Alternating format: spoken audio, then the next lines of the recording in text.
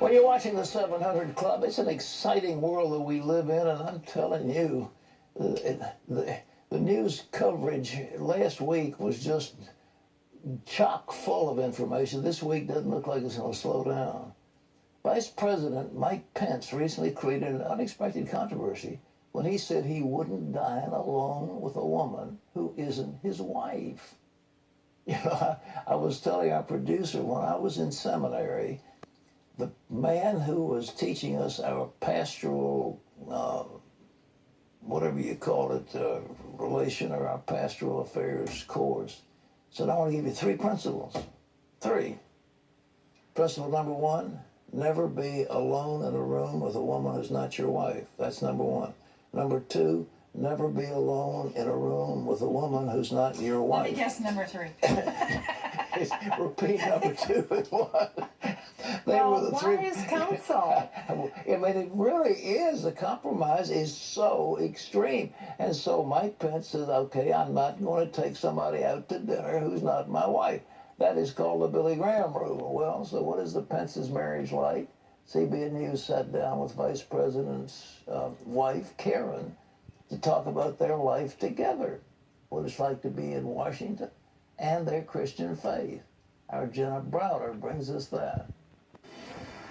They are worlds apart.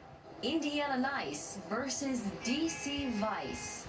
Karen Pence, wife of the former Hoosier State Governor, former Congressman, and now Vice President Mike Pence, knows the Washington media machine can be brutal and unforgiving, even to those behind the scenes. For a lot of people, or for some people, this piece will be their first introduction to you. What would you want them to know about you?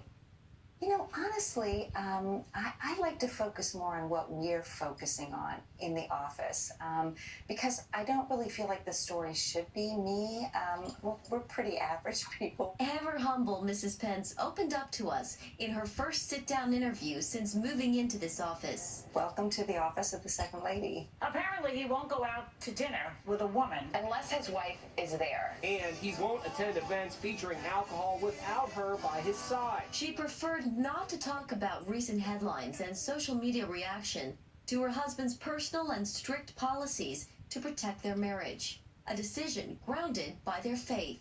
And I know on the subject of faith, you are a strong believer. What role does faith play in your day-to-day life? Well, you know, Mike said to me once, you know, it's not about giving God your day. It's about giving your life to God every day. And that's something I just believe firmly in. And so I think, honestly, for me, it's important to spend time in the Word each day. And that brings you into God's presence and just kind of sets the stage for the kind of day, you know, you're going to have. What role does faith play in your marriage? Well, you know, it's interesting because when we first started dating, I remember saying something to Mike, something silly like, you know, oh, you're my number one, you know. And he stopped right there and he said, you know what? I'm probably going to disappoint you if you make me number one in your life, you know. And what he was talking about was, you know, you need to have God as number one. Jesus needs to be number one in your life. He doesn't mind being number 2, but he just said, you know, I'm human and I'm going to let you down. A lot of people will want to know the secret to your successful marriage. What makes it work? Well, I think the secret to our family being successful, actually, I wore this little bracelet today. I wear this a lot. This is a bracelet that my son gave me. He engraved it. It says Mama Platoon Sergeant.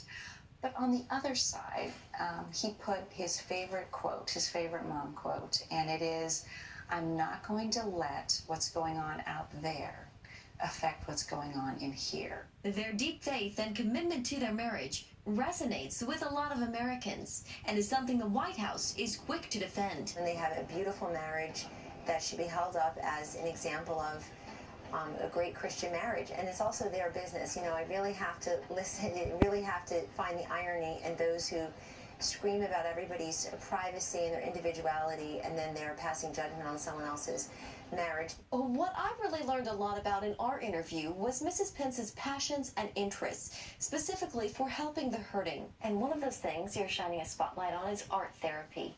Talk to us about your advocacy and what difference you're hoping to make. I've been involved in art therapy for probably about 11 or 12 years. And I'm an art teacher and I'm an artist, but I cannot practice art therapy. Before she was First Lady of Indiana, Karen, who loves to paint, taught elementary school for 25 years. As First Lady, she lent her support to art therapy programs at hospitals across the state, and now hopes to do the same on a national scale. What we've found is art therapy can be used for anybody who's experiencing trauma. So I've been involved with a lot with children's hospitals and children with cancer, with Tracy's Kids and Riley Children's Hospital in Indianapolis. But it's also something that can be used a lot and very effectively with wounded warriors who are going through PTSD. It's very effective with people who have eating disorders. It could be used for grief counseling. It can be used for someone who just has experienced any kind of trauma. Members of the military have seen plenty of trauma, and that's why another initiative she cares deeply about is supporting military families. The Pence's son serves in the Marines, and a few weeks ago, Karen hosted about 24 military women at the Vice President's residence in honor of Women's History Month. She also visited Fort Meade in Maryland and the Naval Air Station in Meridian, Mississippi, to recognize those serving there and their loved ones. You have the spouses also, and they may not put on the uniform, but these are women who make just as many sacrifices as the women who put on the uniform. They move regularly, they have to change their job all the time, they have to be single mom or single spouse for long periods of time. And it's a very difficult life. And so we went to Naval Air Station Meridian, and it was just wonderful. We encouraged all the spouses there. We had a big event in the hangar, pictures with all of them, spent the afternoon, and just try to encourage them and let them know we appreciate you as well. She has a lot on her plate, and the headlines will come and go, but her family and faith keep her focused. When I was an art teacher, we used to say, look for kingdom moments. You know, most of the appointments that God has set for me today aren't ones that are on my schedule.